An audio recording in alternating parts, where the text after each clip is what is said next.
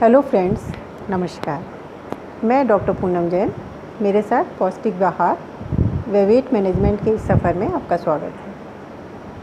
सबसे पहले तो हमको ये समझना है कि लॉकडाउन अभी ख़त्म हुआ है एंड अनलॉकिंग स्टार्ट होने लगी है। तो ऐसे समय में हमें घर में ही रहकर घर का शुद्ध साफ भोजन इस तरह ग्रहण करना है कि जो हमें proper and adequate nutrition provide करा सके। इस संबंध में एक गीता का श्लोक रखती हूँ।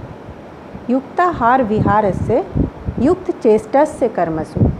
युक्ताहार अर्थात हमारा आहार, हमारा भोजन संतुलित होना चाहिए, एप्रोप्रिएट होनी चाहिए। विहारस्य हमारी एक्टिविटी, हमारी एक्सरसाइज वो भी एप्रोप्रिएट होनी चाहिए। युक्त चेष्टस्य हमारी चेष्टाएँ, हमारे कर्म, हमारे एफर्ट्स वो भी एप्रोप्रिएट होने चाहिए।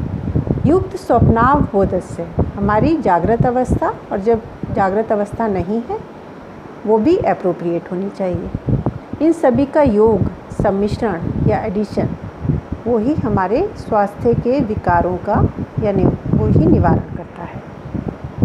इस संबंध में कई कहावत हैं, जैसे हेल्थ इज़ वेल्थ, या फिर पहला सुख निरोगी काया, या फिर स्वस्थ शरीर में ही स्वस्थ मस्तिष्क का वास होता है।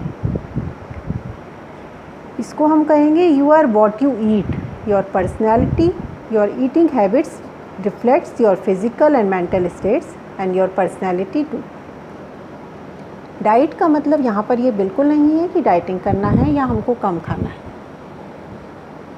हमको क्या खाना है, क्या नहीं खाना है और कितना खाना है, जिससे कि हमारी न्यूट्रिशनल रिक्वायरमेंट भी पूरी हो सके एंड टेस्ट भी हमारा बना रहना चाहिए।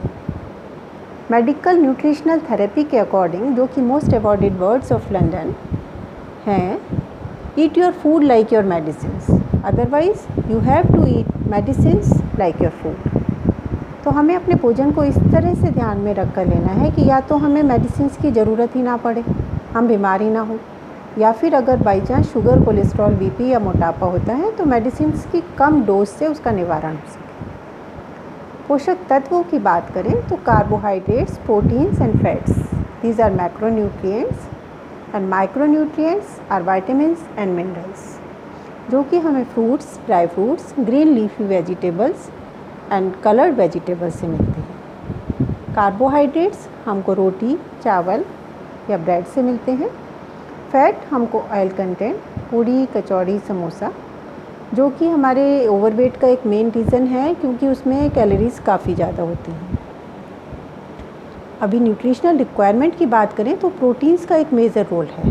हम में से बहुत लोगों को ये नहीं पता है कि प्रोटीन्स से essential amino acids and then hormones बनते हैं, जो कि फिज़िकल एंड मेंटल वेलबींग के लिए बहुत ज़रूरी है।